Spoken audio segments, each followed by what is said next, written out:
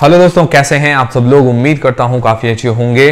तो दोस्तों आज के इस वीडियो के अंदर हम स्पेशली रिलायंस जियो टेलीकॉम का जो आईपीओ है, जो कि एक अपकमिंग आईपीओ हो सकता है, उसको लेकर कुछ न्यूज आ रही है, उसके बारे में जानकारी लेंगे इस वीडियो के अंदर, क्योंकि लगातार जो न्यूज है इसके बारे में हमें सुनने को मिलती ही जा रही है। उसके अलावा इंडिया के बिगेस्ट आईपीओ कौन कौन से हो सकते हैं और इस साल बिगेस्ट आईपीओ कौन कौन से आ सकते हैं, उनके बारे में जानकारी लेंगे इस वीडियो के अंदर। तो दोस्तों रिलायंस जियो टेलीकॉम का जो आईपीओ है उसको लेकर लगातार खबरें आती ही जा रही है। तो इस हिसाब से ऐसा लग रहा है कि आईपीओ को लेकर, मतलब रिलायंस जियो टेलीकॉम के आईपीओ को लेकर कंफर्मेशन हमें जल्द ही देखने को मिल सकती है। और इससे पहले मैं वीडियोस के अंदर बता भी चुका हूं कि इस साल रिलायंस की एजीएम होने वाली है।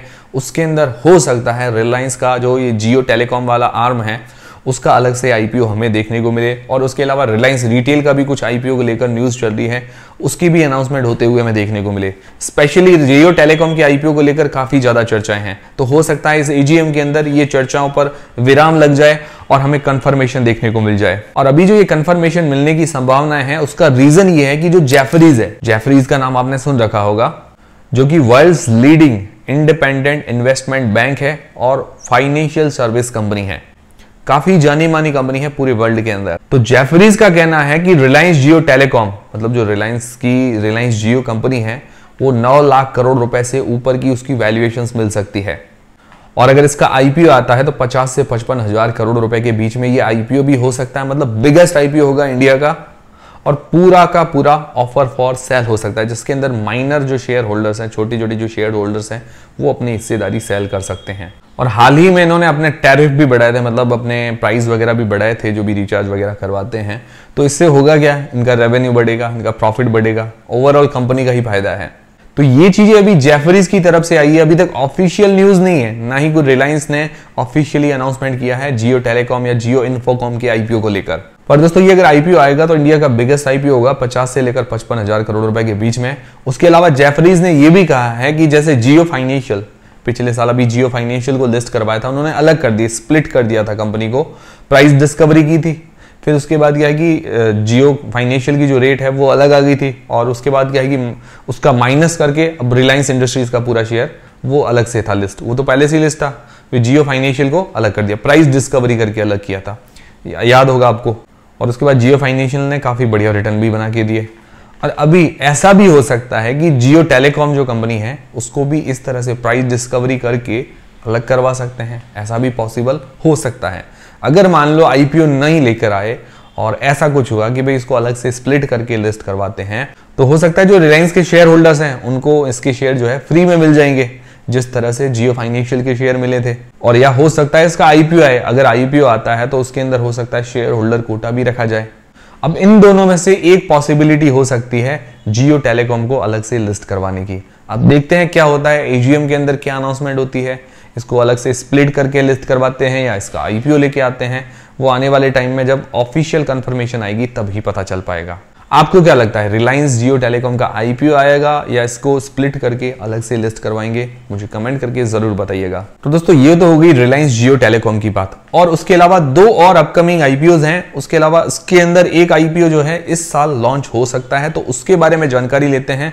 और रिसेंटली मुझे आप में से काफी लोगों ने सवाल पूछा था कि मार्केट की वॉलेटिलिटी के अंदर हम अपने फंड्स को कैसे प्रोटेक्ट करें, तो मैंने सोचा आज इस सवाल का जवाब दिया जाए। तो देखो दोस्तों, अगर आपके इन्वेस्टमेंट को प्रोटेक्ट करना है तो आपके पोर्टफोलियो को डाइवर्सिफाई करना बहुत जरूरी है।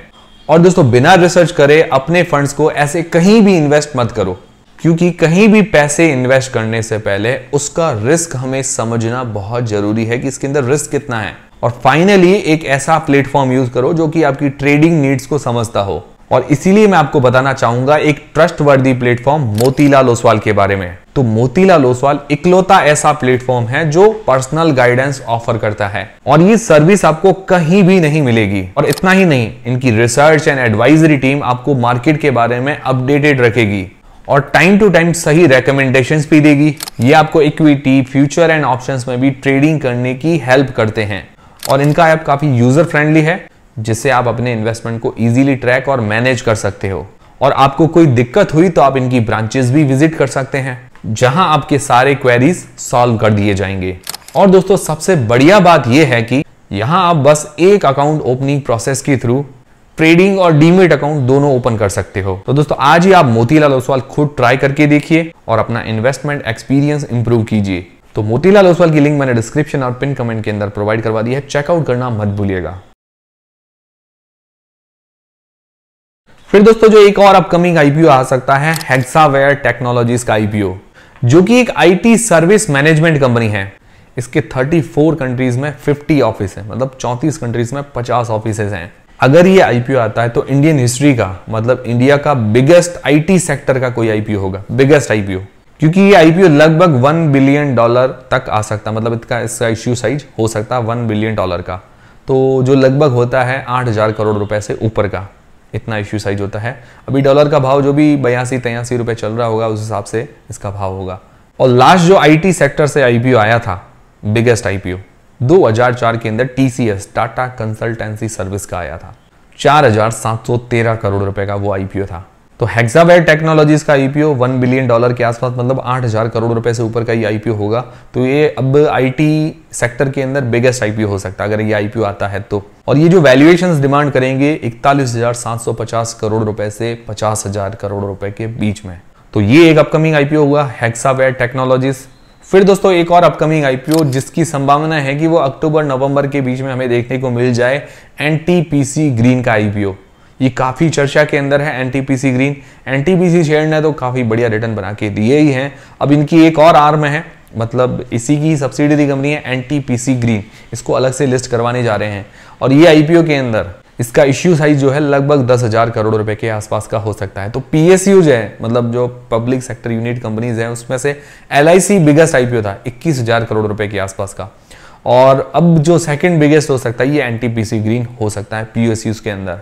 तो one of the biggest IPO है, छोटा आईपीओ ये नहीं है। और ये आईपीओ FY25 के अंदर ही आएगा, मतलब इस फाइनेंशियल ईयर के अंदर ही आएगा। अक्टूबर-नवंबर के बीच में आने की संभावनाएं नजर आ रही है। और आईपीओ का पैसा कहां लगाएंगे, तो solar, green hydrogen, green ammonia के अंदर ये पैसा जाएगा।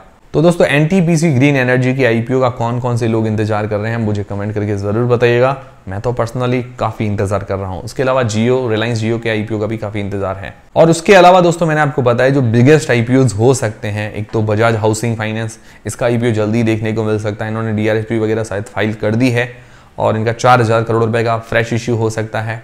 फिर दोस्तों ओला इलेक्ट्रिक का आईपीओ मैंने आपको बताया, इसको मंजूरी भी मिल चुकी है। ये 7,000 करोड़ रुपए से ऊपर का आईपीओ हो सकता है। अब इसकी डेट्स कब आती है उस पर सारी चीजें डिपेंड करेगी। फिर दोस्तों Hyundai का आईपीओ, Hyundai मोटर्स मतलब कोरिया की कंपनी है, ये एलआईसी से भी बड़ा आईपीओ लेके आ सकती है। अगर जियो टेलीकॉम का जब तक आईपीओ नहीं आता तो बिगेस्ट आईपीओ शायद यही हो सकता है। अभी तक मंजूरी नहीं मिली है, मंजूरी मिलना बाकी है। तो Hyundai शायद बिगेस्ट आईपीओ लेके आ सकता है। 20-21,000 करोड़ रुपए से ऊपर का, लगभग 25,000 करोड़ रुपए की उम्मीद है कितना आईपीओ लेके आएगा। फिर उसके अलावा बिगेस्ट आईपीओ में बात करें तो स्विगी है, ओयो का आईपीओ है, फिर टाटा प्ले है, इन सभी के आईपीओ आ सकते हैं।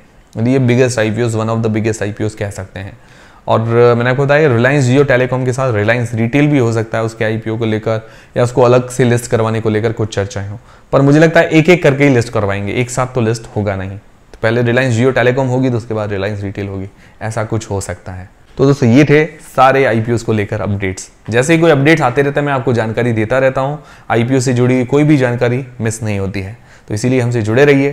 टेलीग्राम, व्हाट्सएप चैनल और मोतीलाल ओसवाल की लिंक मैंने डिस्क्रिप्शन के अंदर प्रोवाइड करवा दी है, चेकआउट करना मत भूलिएगा। मोतीलाल ओसवाल के साथ आपको गाइडेंस वगैरह मिलती रहती है, तो उसकी लिंक डिस्क्रिप्शन और पिन कमेंट के अंदर है। मिलते हैं दोस्तों अगले वीडियो के अंदर।